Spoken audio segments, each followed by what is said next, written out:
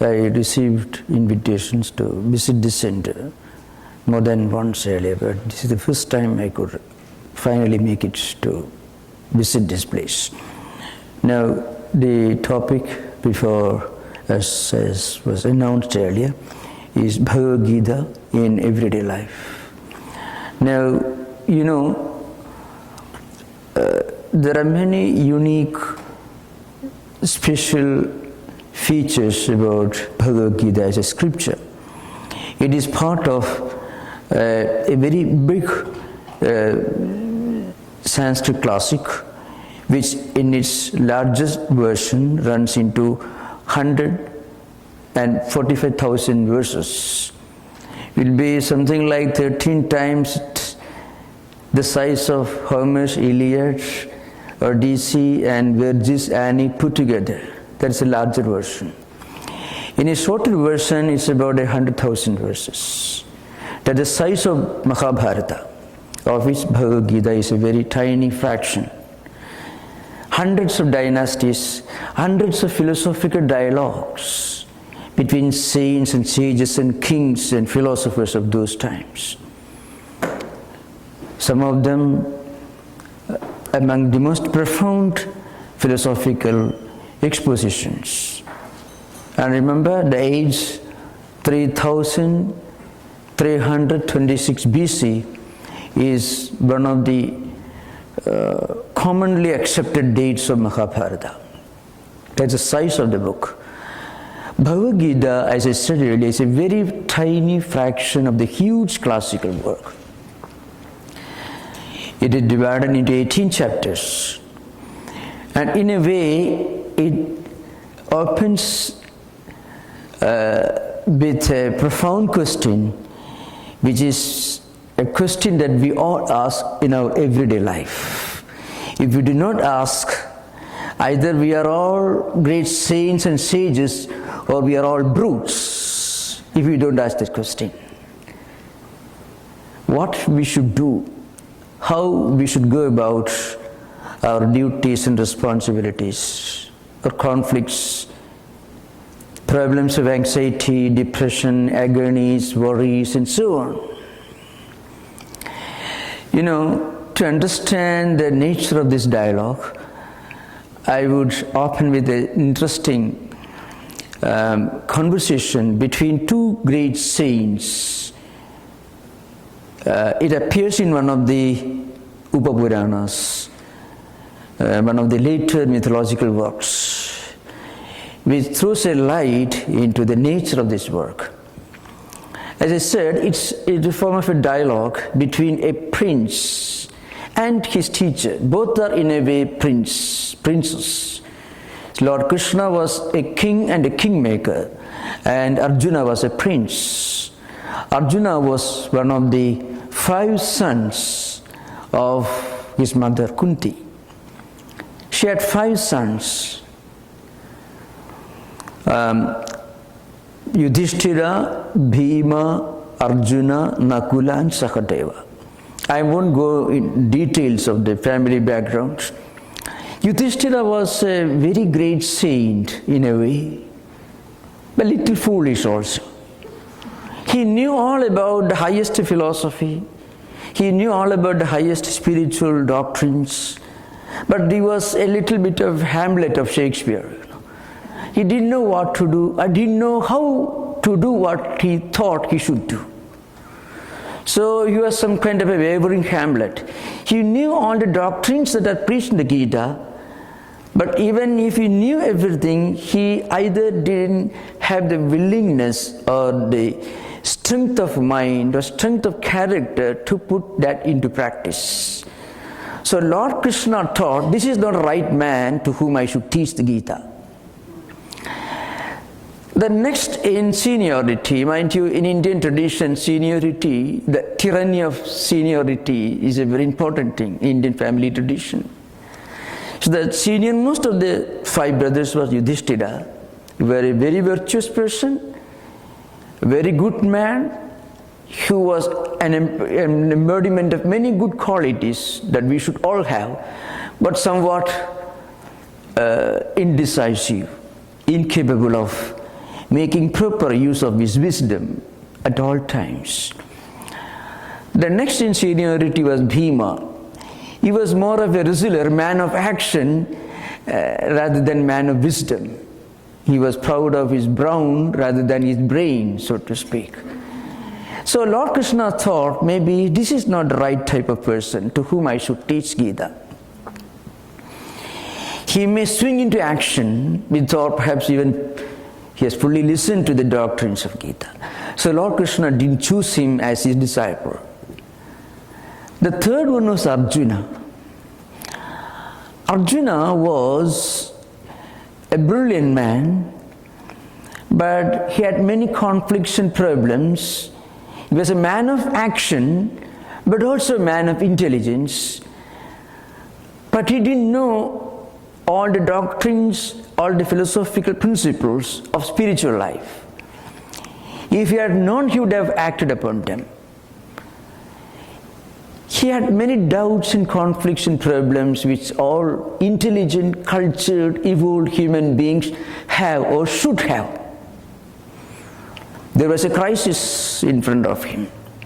Dustvemam sujanam Krishna yutsum samavastidam sidanti mama gatrani mugham cha parisushyati vebhudusya sarire me roma harsasya jayade gandivam samsade hastak tukchaiva paridakhyade. This is the opening part of Arjuna's conversation, dialogue with Lord Krishna, 28th verse of the first chapter.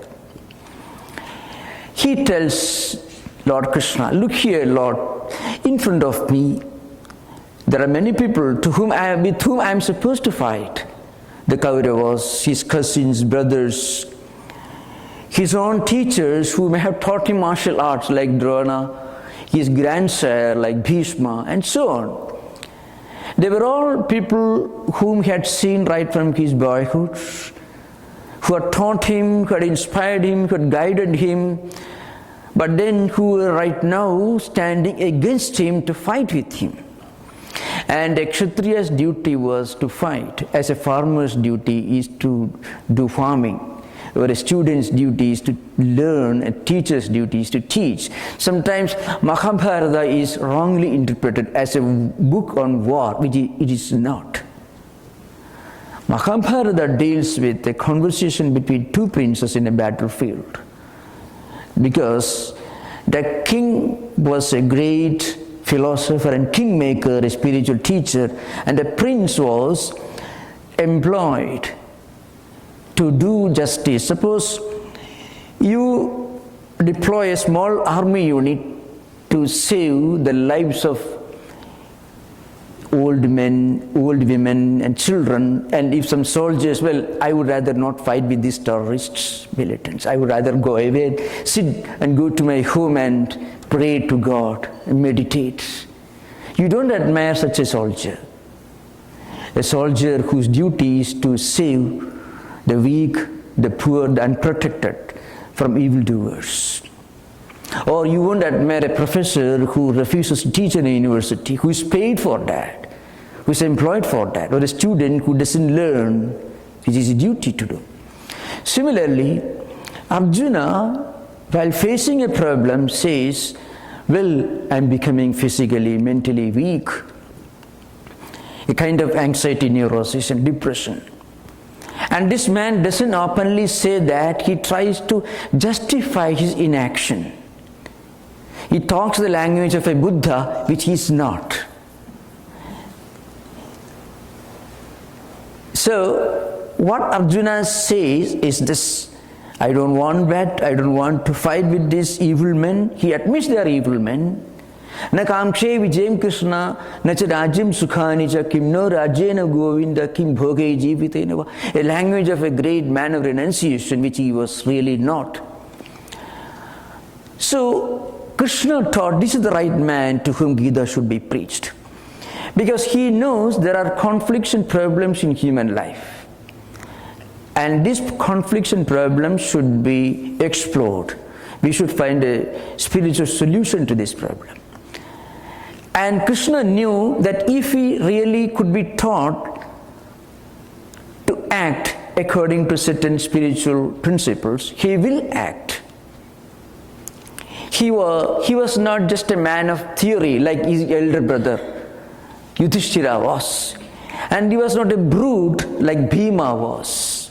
And he was not immature as his two younger brothers were small children, Nakula and Sahadeva, little small children. So they wouldn't perhaps understand even if Lord Krishna had chosen them as his disciples to learn, to teach these great spiritual truths. So Krishna knew this man realizes that there are problems in human life. And these problems should be properly understood, analyzed, and we must try to make use of our spiritual wisdom to confront these problems. Now, this is how Arjuna begins his conversation. And at the end of the Gita, 18th chapter, at the end of the 18th chapter, the last chapter of Gita, the same Arjuna concludes his conversation. Nashto moha smidil labdha tat prasada maya achyuda sidosmi gada sandeha karishe vachanam tava. So the man who didn't know how to go about doing his duties and responsibilities, who was facing a crisis of mind, a conflict and anxiety, a kind of depression, who expressed all these ideas at the beginning of the first chapter, tells his teacher at the end of the whole text, towards the end of the 18th chapter, "O Lord Krishna, I have listened to you. Now my doubts are gone. I am free from all confusion, all doubts, all depression, or conflicts. I shall act according to your instruction." And Arjuna decides to do his duty. Now, in this process, you find there are 4 stages in Arjuna's mind, in the evolution of Arjuna's mind. This man who first complained to Lord Krishna that he was facing a great conflict, a great problem of anxiety, and then wanted a solution to these problems. At the end of the chapter, he says, "I am now free from all my doubts and conflicts." There are 4 levels. First stage is a stage of total inaction, which is always to be avoided. Inaction not because you want to go to forest and to meditate like Lord Buddha did when he saw the 4 Chatwari Arisatyani, the 4 noble truths. He wanted to really understand the problem of human sorrow, human suffering. He was a prince. He left his kingdom, everything behind, and went and sat under a tree and meditated and found a great solution to a great problem of human existence, human crisis. Now, if you are a Buddha, you can do that. But very often we would like to imagine ourselves to be Buddhas and try to find a philosophical, a spiritual justification for our inaction. Instead of raising ourselves and our mind to a higher level, we often try to bring the ideal to our level, and then try to delude ourselves into thinking that we are very intelligent, we are following great philosophical doctrine. So the first stage is a most despicable, and that's the lowest to be always avoided by all thinking, intelligent human beings. The stage of total inaction, inertia, ignorance, delusion, and conflicts. And then we withdraw from all actions. A stage of moron or idiot, as in human psychology, the lower level. And Lord Krishna says this is the lowest stage of human existence, should be always avoided. The next stage, a better stage, is to act with a strong ambition, with a definite goal, with strong attachment. You do something good, work for a higher goal, It's always good to try to be a rich man without deviating from the path of righteousness, by following the path of righteousness, by holding certain spiritual, ethical values. If you try to achieve something big in this material world, nothing wrong in it. That is always better than doing nothing, to be steeped in a state of tamoguna, as sometimes we call it, a stage of total ignorance, inaction and inertia. The third stage is to be active, to be as active as the most ambitious person in the world is active, but without ambition. Can we combine the efficiency, the dynamism of a Bill Gates or a Henry Ford, along with the detachment of a saint and sage, as we call, kingly for all external appearances, sagely within. Sagely within, kingly without. If we can combine efficiency, action and dynamism with contemplation, calmness of the mind, being fully established in tranquility without any conflict, that's a third stage which is called karma yoga. The fourth stage is the stage of a philosopher. You can be fully established in a state of perfect action, action for the good of others, without any attachment, mind as calm, as quiet, as tranquil, as a calm ocean, but always active. Now, sometimes we imagine if a person sits quiet, we often misinterpret him to be a great saint. See, if a dog has no teeth, you can't be sure whether it bites or not. So, a spiritual person can be trusted only in the field of action. If we can, in the field of action, we should be efficient, enthusiastic. At the same time, this action should not become a disease. Because many of the most successful persons in the world do not sleep well at night. They lose sleep. The highest suicide rate is found in those countries where perfectionism is the norm. Japan, for example, Sweden, Switzerland, some of the most advanced countries, where the trains and planes all run on time, where everything, social security, Medicare, everything is perfectly in order. The very few homeless people, but the highest percentage suicide rates. So which means efficiency, perfectionism are not enough. Mind demands something else.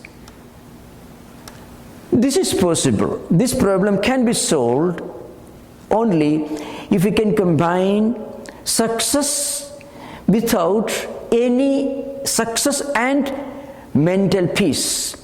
Because success sometimes brings in its train a number of problems, called problems of abundance, as I call. The richest man, as I said, doesn't get sleep at night, suffering from anxiety, depression, neurosis and all. In most of the advanced countries, most of countries which are scientifically and technologically advanced, you find this problem, the problems of abundance. Everything goes on fine, but something is wanting, something is lacking within. The peace of mind, the tranquility. So Lord Krishna concludes Gita with the solution to this problem. The art of combining a mind which is at peace with itself and at peace with the rest of the world, plus action and success. Success plus mental peace. How to achieve this? So these are the four stages of Arjuna's mind in his evolution. Four stages of evolution of Arjuna's mind. From the lowest level of ignorance and delusion to a level of action with dynamism and attachment. Then third stage, action without attachment, action with perfect contemplation. And the fourth stage, a stage in which you naturally act without attachment, where every action becomes an act of worship, where every thought becomes a meditation, where whole life gets spiritualized, with the line of bifurcation, dividing line between the secular and spiritual vanishes. Every action becomes spiritual, whole life gets spiritualized. These are the four stages. Now in the Gita, there are two approaches to attain this goal. One, the approach of Gita, approach of yogas, the four yogas, Jnana Yoga, Bhakti Yoga, Raja Yoga, and Karma Yoga. These are the four yogas which constitute one definite approach to practice the highest spirituality and the noblest action in our everyday life. So that life itself becomes an easy way. In a way, it becomes a combination of spirituality, at the same time the art of confronting problems that we face in our everyday life. The second approach is, it is mentioned in the 18th chapter, that is actually linked to one of the four yogas, but it has its own individual importance, it has its own special features. So I thought I would rather present it differently. That is called the complete surrender. You find the 66th verse of the 18th chapter, Sarvadharman parityajya mamekam sharanam vraja aham tva sarva papebhyo mokshayishyami ma sucha. Actually, this verse has got a special importance because it analyzes the conflict between free will and human effort, which is frequently a problem that we all face in this world. Sometimes we ask, if God is the one who decides everything, then where is our role? If everything depends upon God's grace, then where do we stand? What's the role of human effort? All these problems are discussed, in fact, in this verse. The verse literally means you give up all your thoughts as to what is right and what is wrong. You surrender to me, dedicate to me, and then I shall look after you. Then you don't have to worry. I shall protect you. This is a promise from the Lord. Now, here, as I said earlier, a synthesis of God's grace and human effort you can find here. I can start this discussion with a small quotation from a well-known Christian scripture, that is the first volume of Saint Teresa of Avila's autobiographical writings. There's an interesting description of harmonizing, synthesizing human effort or free will and God's grace. A farmer is trying to irrigate the land. The land is not yet ready. The field is not ready. The field is full of thorns, pebbles, stones, and so on, weeds and all that. Now, if you irrigate a field without removing all the weeds and thorns and grass, then it's no use. Grains won't grow, only weeds will grow, grass will grow. So before you cultivate, before you sow the seed, the field should be prepared, should be made ready. You should remove all the feed, stones, and so on. And then she says, then you can bring water. Maybe according to her, in those days, in medieval times, you can use a water mill, you can bring water from a river through a canal, You can bring water maybe in buckets, which all involve human effort. But all this should be done only after removing the weeds, the stones, the thistles, and the grass. Now suppose you make the field ready. You clean up the whole field.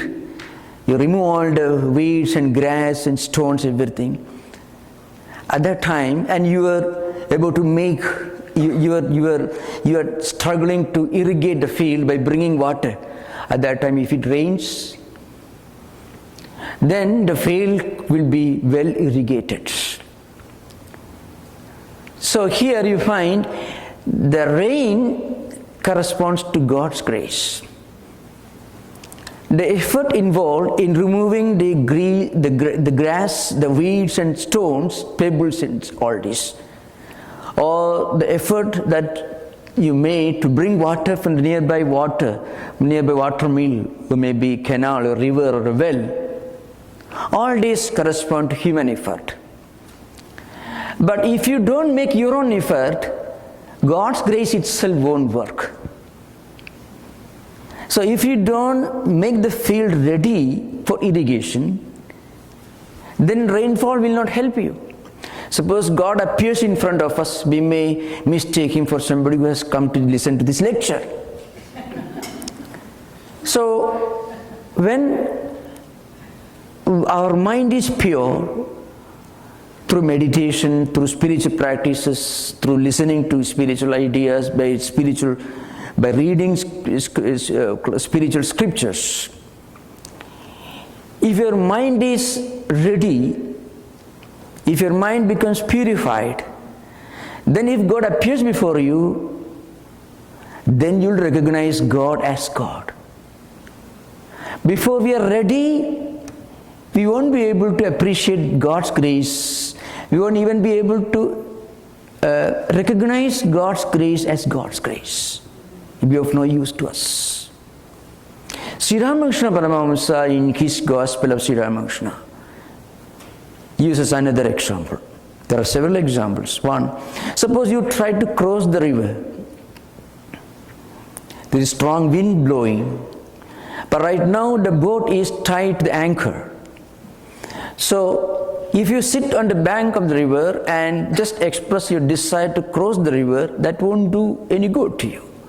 You have to first of all get up, you have to untie the anchor, release it from the anchor, and then you should row for some distance till you reach midstream, and then only you will be able to make proper use of the wind that is blowing. Otherwise, you can't cross the river. So there is an effort involved in getting up, releasing the boat from the anchor, and rowing for some distance till you reach the midstream, so that you will be able to make proper use of the wind that is blowing. So human effort makes us worthy of grace. If we do not make our mind ready, God's grace won't be of much use to us. So in this chapter, in this verse, Lord Krishna says, you give up everything, your whole will you place at my feet. Means you consider myself as the actor and you are only the instrument. But to be able to do that properly, we must reach a particular stage of spiritual purity, mental purity. Otherwise, we will do trade with God. You know, I have heard a funny story about it. A man, maybe a woman if you don't mind, once took a vow, if I get $1,000, I shall donate to the nearby church. And as it happened, he was walking in the street and he found a wallet lying there. Nobody was watching. And there was $1,000. No, sorry, only $500, sorry. So he thought, God, you have taken your share already. So this $500 is mine. he didn't think that $250 he could give to the church, but he thought, you're already taken. So what happens, when we surrender ourselves to God, frequently it becomes only an attempt to surrender. When it really becomes a surrender, then behind every act we do, every word we speak, every thought we think, we will always see God's hand, God's mind working behind. If we don't do that, then we have only taken a verbal vow to surrender ourselves to God's will, which is technically called prapatti in the tradition of Ramanuja's Visishtadvaita system. Anugulyasya sankalpaha pradigulyasya varjanam rakshasredi vishwasaha goptrutta varanam tadha atma nikshepa karpanne shadvidha sharanagati. It's a very wonderful definition of what it means to surrender ourselves to God's will. There is no, it is not a slavish surrender of our individuality to God. Rather, it is an expansion of our individuality. When the river joins the ocean, it gets expanded. It reaches a higher level of purity, sublimation, and expansion. Sometimes, in some traditions, surrender is often taken to be a kind of slavish surrender. No, in a way there is an element of complete surrender, but that surrender is a kind of self-purification. So this particular verse says, if we can only think positive thought currents, anukulyasya sankalpaha, means you think only of positive thoughts, positive ideas, and avoiding negative currents. That is very important in spiritual life, in everyday life. We should develop a kind of spiritual filtering mechanism in our mind to avoid the influence, to save ourselves from the influence of people who may feed us with negative thoughts. It's a very important principle in spiritual life. We may work hard, but before we are fully established in spiritual life, we must try to develop a kind of inner filtering mechanism which helps us to avoid the influence of negative thought currents. And then Rakshasredi vishwasaha, we have strong faith that God is the one protector. Goptrutta varanam tada, God is the only leader, the only protector. Atma nikshepa karpanne shadvidha sharanagati. So a kind of total self-resignation to God's will and a strong aversion towards our attachment to our own body, which stands in the way of spiritual progress. In this process of self-surrender, there is one problem, one serious challenge that we have to face in our everyday life. That's what many devotees frequently ask again and again. We try to meditate, we try to pray, we try to read scriptures, but frequently there are crises, there are problems and challenges and conflicts that take our mind away from them. Financial crisis, job insecurity problems, and so on, family problems. All these sometimes become great obstacles, especially for the beginners in spiritual life. How to develop a healthy psychological approach towards the common day problems, everyday problems in spiritual life. This subject is dealt with in an ancient classical devotional work. I shall quote this verse, then I shall explain in English. The verse is, Yasya anugraham ichchami tasya vittam haramiham bandhavaischa viyogena bhrisham bhavati dukkhida atma nikshepakar then tena dukkhena samtapto yadi mam na parityajet tam prasadam karishyami yad devairapi sudurlabham. It's an interesting verse. Please don't mind. My style is to quote these verses. Without quoting these verses, I can't give classes. This is my style. But you are always free. I rather welcome it. You can always ask me at the end of this lecture during interaction to explain any of these ideas which I have not made clear enough to you during this lecture. So I shall explain this verse. Yasya anugraham ichchami tasya vittam haramyaham bandhavaischa viyogena bhrisham bhavati dukkhida tena dukkhena samtapto yadi mam na parityaje tam prasadam karishyami yad devairapi sudurlabham. Now, how here you find the dynamics of facing problems in spiritual life.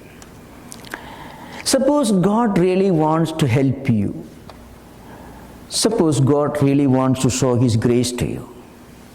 Then what He does is, He removes you from the path of obstacles, or He'll remove the obstacles from your path.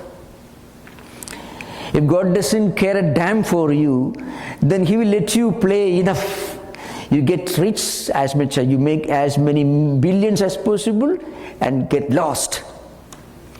But if God has a compassionate mind, if He really wants to show His grace to you, then He won't let you perish. What He does, He will remove you from the path of obstacles. I'll remove the obstacles from your path. How He does it? So meaning is this is the one who becomes very rich and so proud of his wealth that he completely forgets his spiritual goal. He becomes a demagogue. He becomes a Shylock, a demon. If that person has done some good deeds in his past life, God turns him into a pauper. Not a very pleasant approach on the part of God. We often pray to God, give us wealth, money, everything. God will give you because He doesn't want you to get the highest spiritual goods. So you give Him, God will give you a little wealth. All right, you may have to go through several lives to become really devoted to God. But if you are really a great spiritual seeker, then what happens? God will remove wealth from your path by turning you into a pauper. Because wealth becomes a great obstacle, which reduces you into a monster. So that obstacle is removed from your spiritual path. And then if you are very proud of your friends, sycophants everywhere, and you think that they are my people, you completely forget the spiritual dimension of your personality, of your life. Then God gets you completely isolated from your friends. So that you will, sometimes this is what really happens. Think of the life of Saint Francis of Assisi. Think of the life of you find many great spiritual personalities, many saints and sages. In all traditions, they woke up when they lost everything, and suddenly they looked around and they found their spiritual goal. Without getting some blows, many people cannot wake up. Of course, there will be many great spiritual personalities who did not require blows all the time, but there are many people who need some tragedies and setbacks which make them open their eyes and look for something beyond the present, beyond the empirical, beyond this world, beyond today, beyond the world of senses. And then suddenly they get a quantum leap in their spiritual evolution. That's how many saints and sages are born and made. Not, of course, it doesn't mean that you need a crisis to become spiritual. Not at all. You should not come to a wrong conclusion. The idea is this. This verse gives you an intelligent approach to your problems in life. Problems are not problems if you consider them as a wake-up call, as a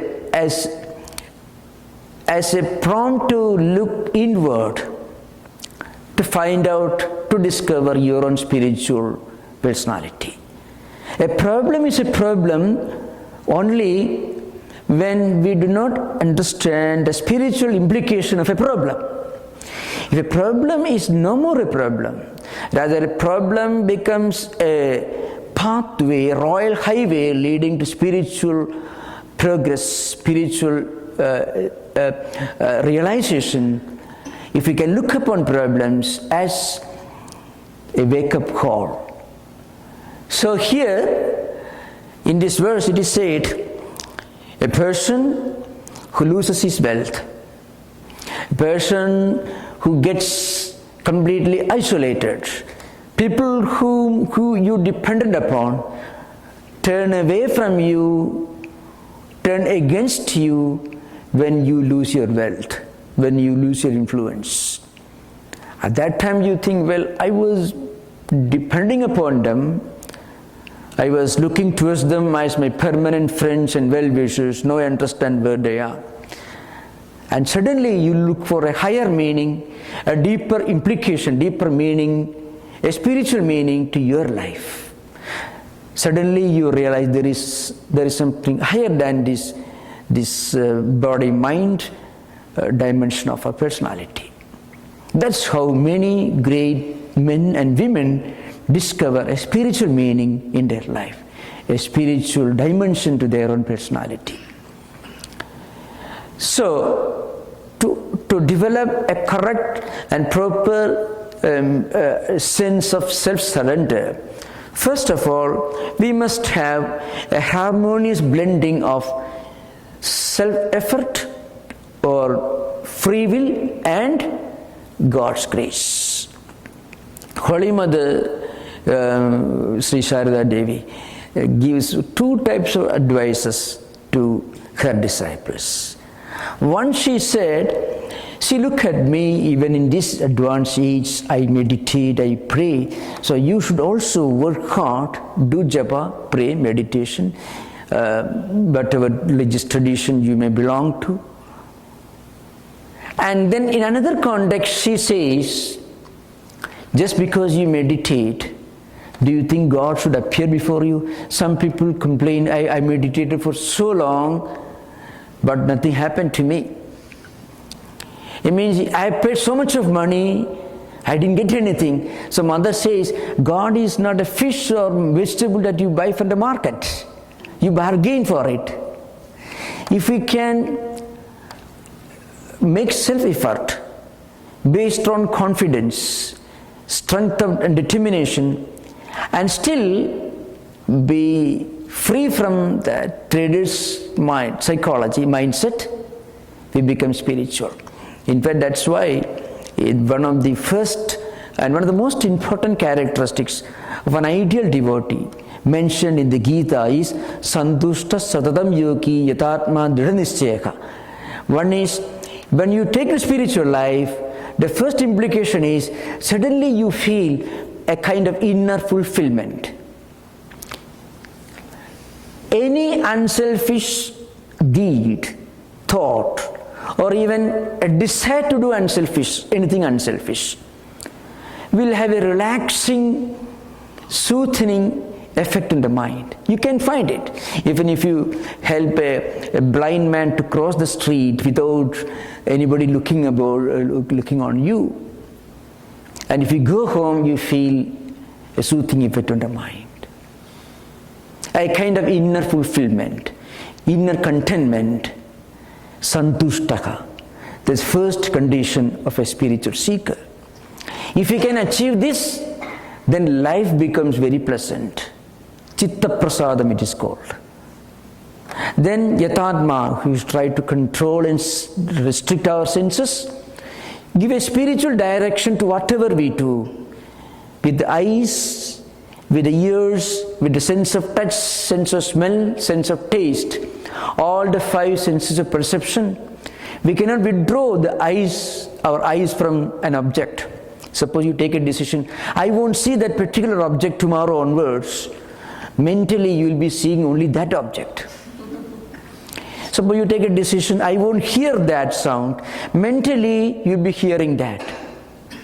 So what we need to do, all the 5 senses of perception should be given a spiritual orientation. And this is possible only with a strong will. So once we can combine these qualities, we can find higher spiritual meaning in our own life.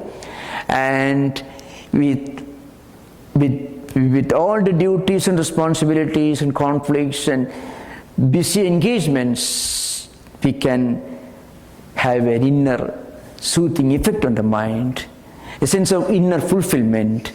And this, if we start enjoying in our life, that's the beginning of spiritual life. So now we will have interaction. If you want to ask questions, you are free to ask questions. Maybe frequently that is much more helpful than perhaps a lecture. So if there are questions that you would like me to answer, if there are points that you want me to clarify further, you are most welcome to do that. Any questions? Maharaj, can you please elaborate the 6 Ramanujas thing for Sharanagati? Prapatti? Okay. And please raise your hand, I'll bring the mic. The questions get recorded too, so the answers. Okay, now this is the technique of self-surrender according to Vaishnava tradition, mostly found in the Ramanuja system of Visishtadvaita. It's called qualified monism. It's called Prapatti Sharanagati. Meaning is self-surrendered God's will. First is Anukulyasya Sankalpaha. Our thought currents, which are again related to what we do, our actions, should be conducive to spiritual life. You know, our mind has its own food. If we eat bad food, poisonous food, we fall sick and we die. A false thought, a negative thought current is poison to the mind. So these two go together. We should always stick to spiritually healthy, helpful thought currents. And we must try to avoid its opposite, pratikulyasya varjanam, means completely avoiding wrong, negative thought currents. I shall give an example. In spiritual life, one great help is the company of fellow spiritual seekers, fellow pilgrims.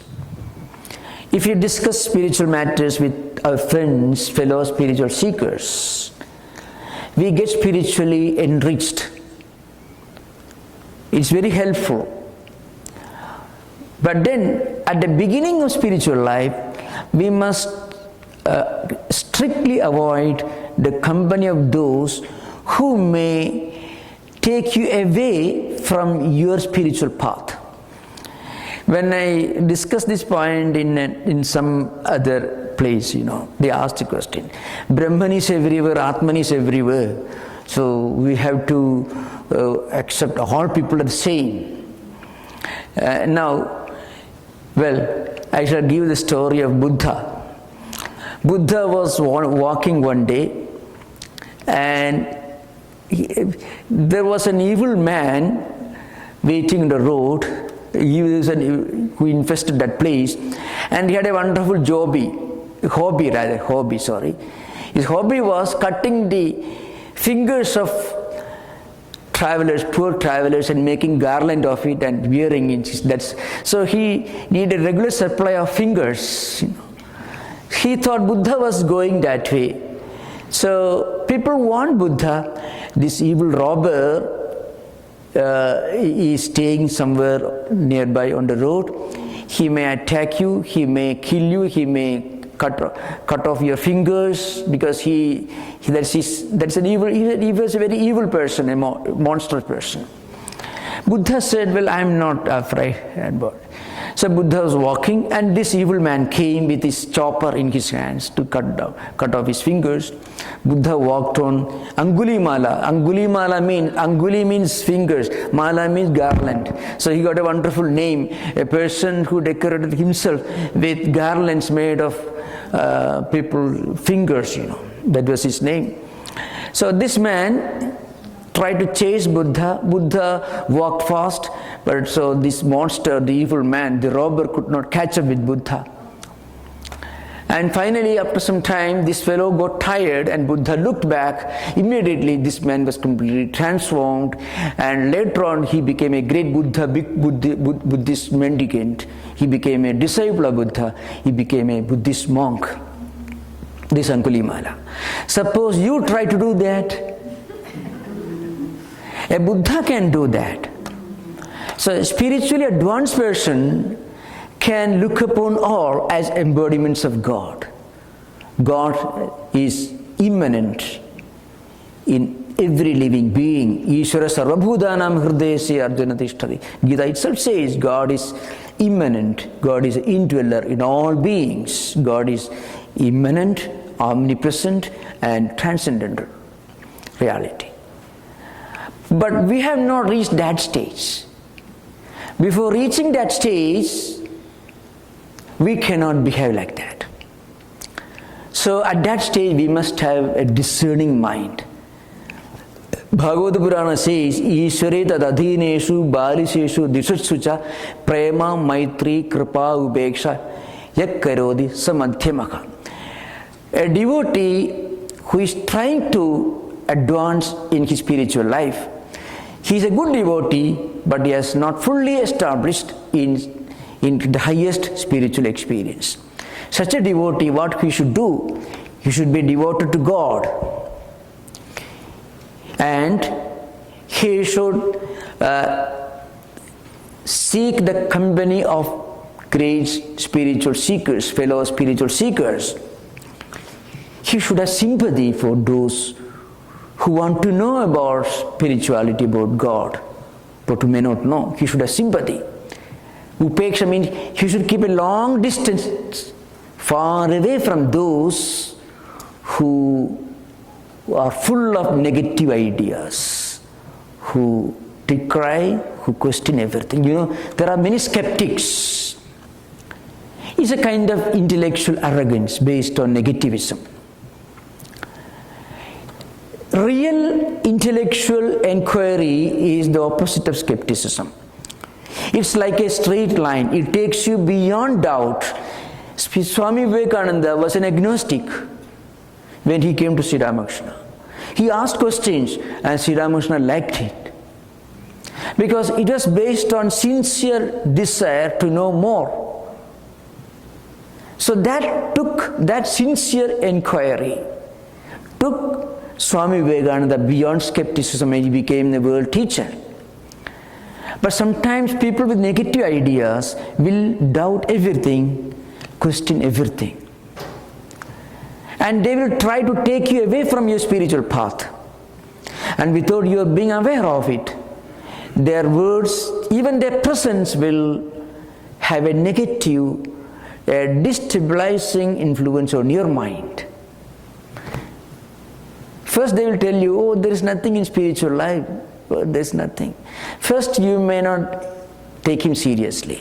But if you are working with that person, and every day if you listen to him, then slowly you find, without your being aware of it, these negative thought currents will start influencing our mindset at the beginning of spiritual life, not when we are fully established in spiritual life.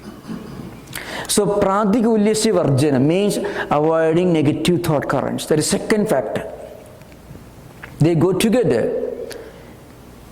Holding fast to positive spiritual thought currents and completely avoiding being totally indifferent towards negative, skeptical thought currents, ideas.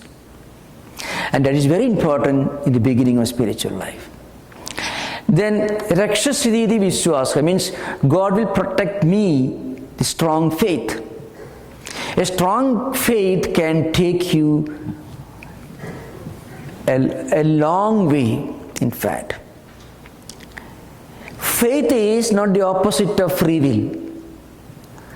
See, if somebody tells there is no God because I don't see Him, not to believe in a God because you don't see Him is as irrational as to believe in a God whom you don't see.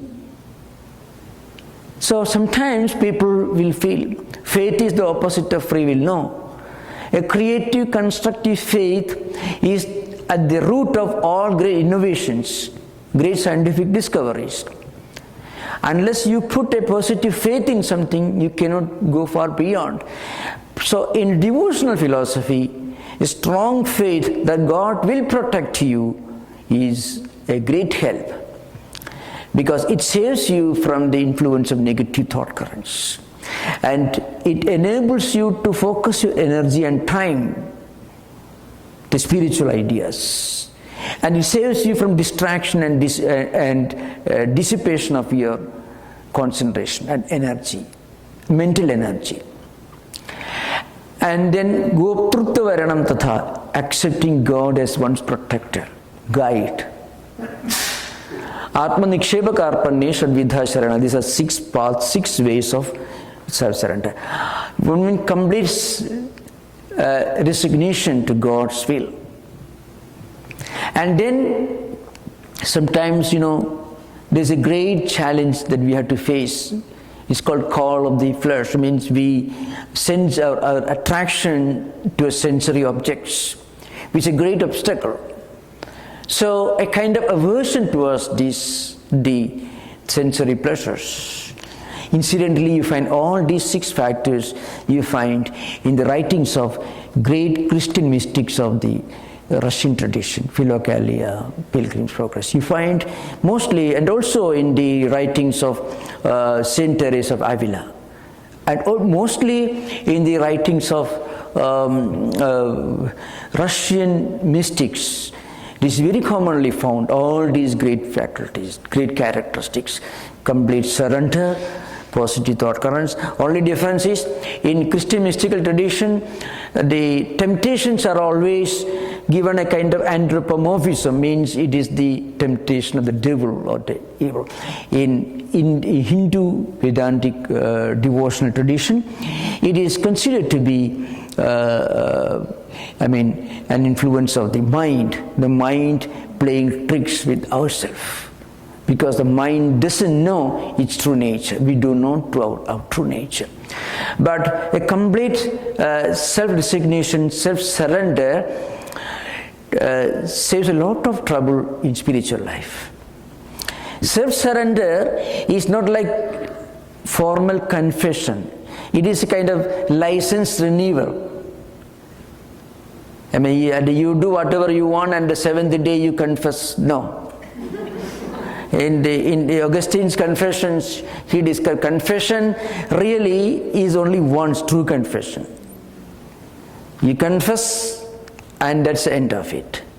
You find Augustine's classics in the City of God and the Confessions you find. So in Ramanuja system, in the Visitadvaita system, this wonderful idea prapatti. Another interesting aspect of this prapatti ideal is it takes you through different stages of your spiritual life. At the beginning, we may pray to God for material needs. People may pray for wealth. People who are poor, they want money. They don't have a home. Pray, nothing wrong in it. That's what the system says. You are sick. pray to God to cure you, to help you to get cured of this disease.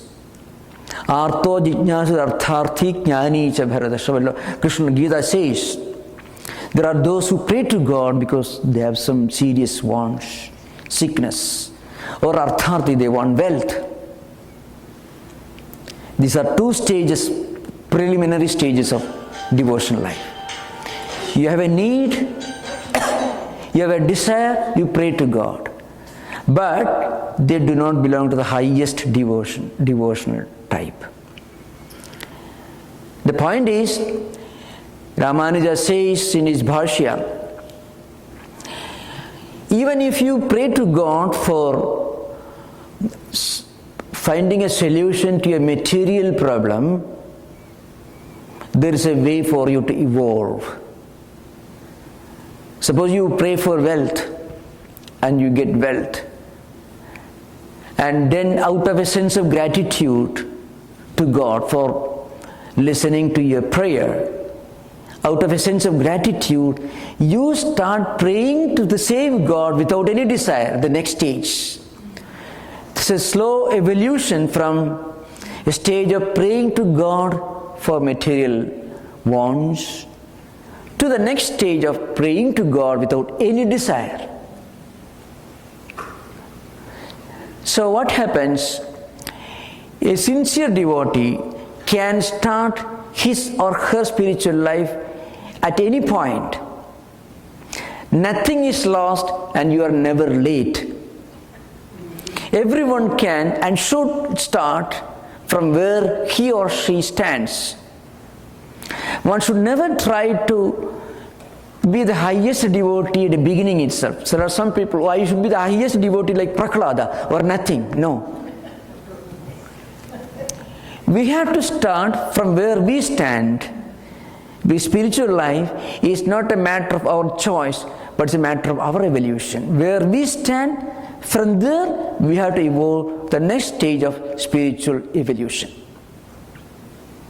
That means we can combine our everyday life, both spirituality and also the realities of everyday life. Whether you are an official or a housewife or a student or a teacher or anybody for the matter. That is the comprehensiveness of this approach in the Gita.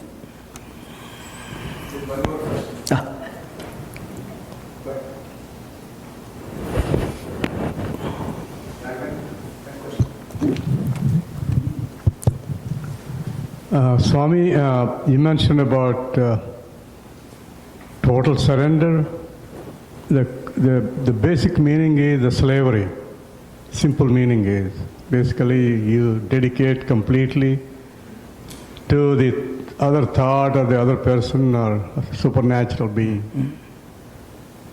To reach that stage, it is a total... No, please remember, I am listening to you, but I am not agreeing with your understanding of surrender. Please yes, sir, but I shall answer. Please continue. Right. This is at my level.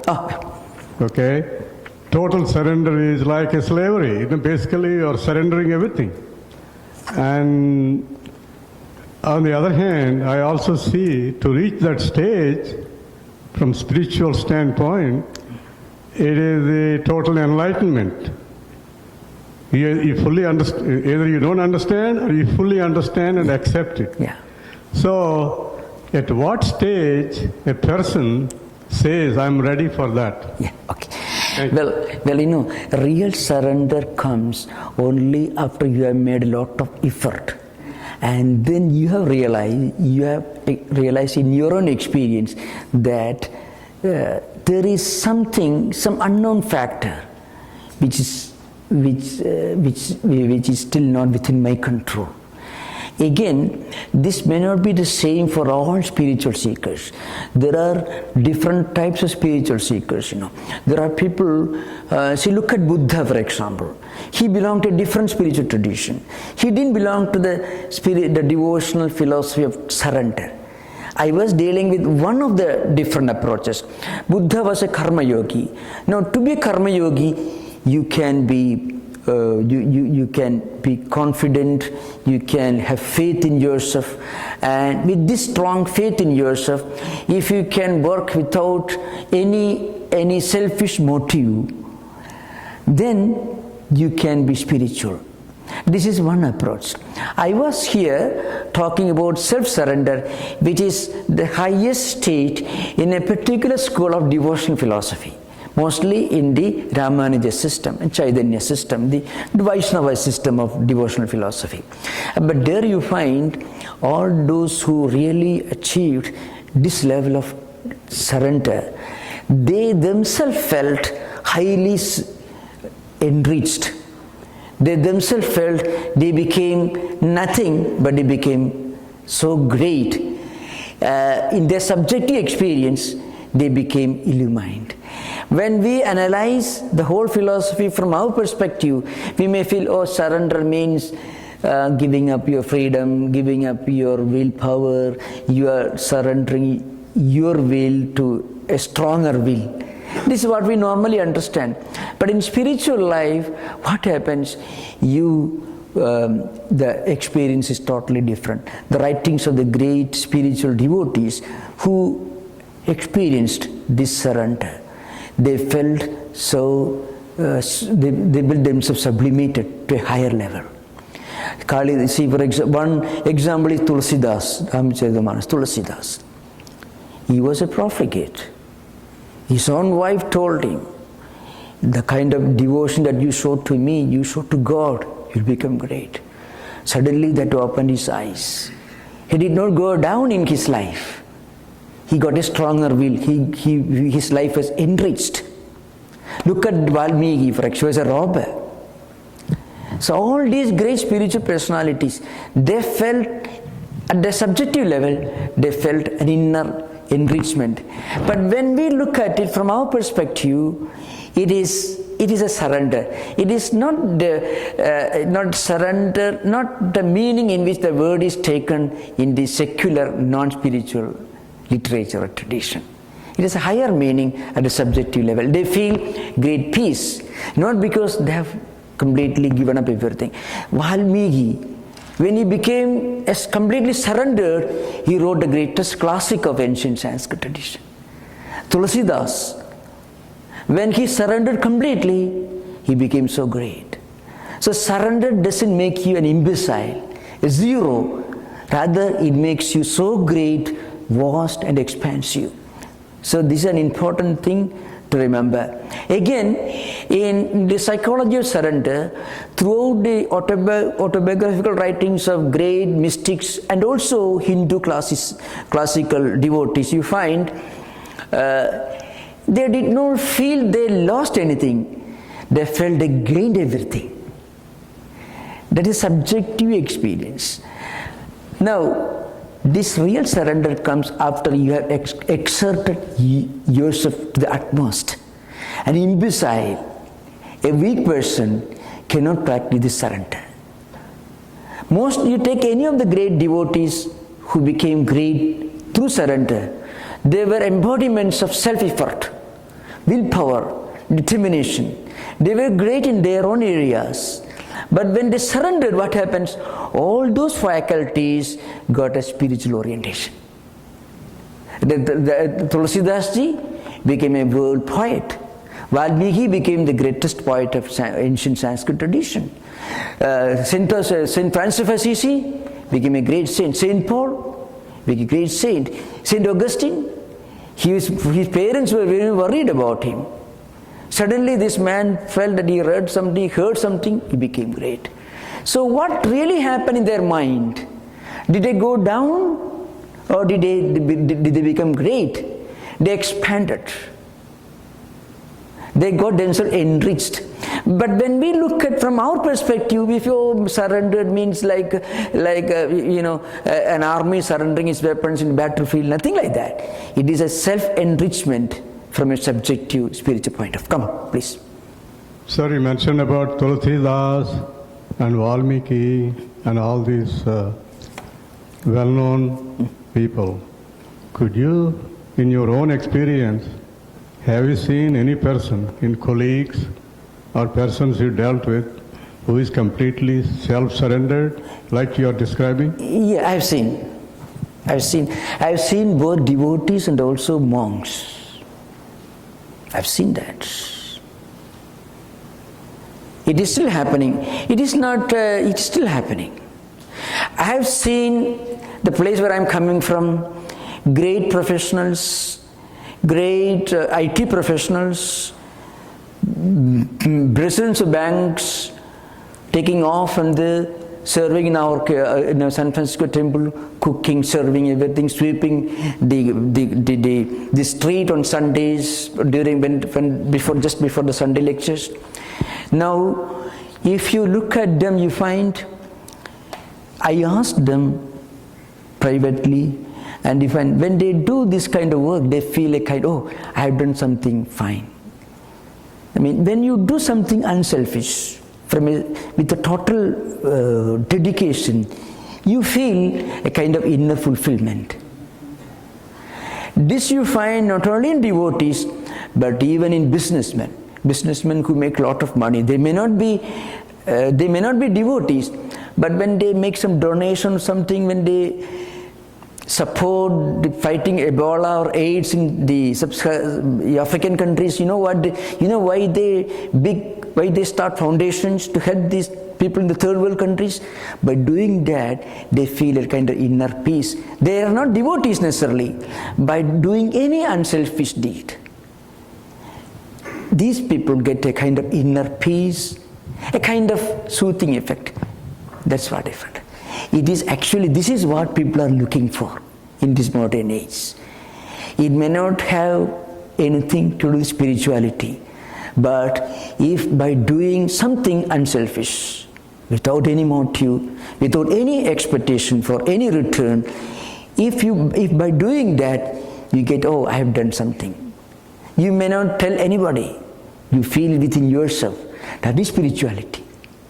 Spirituality goes beyond faith in God or rituals. Spirituality has got a higher dimension than conventional, traditional definitions of religion. That's what it is.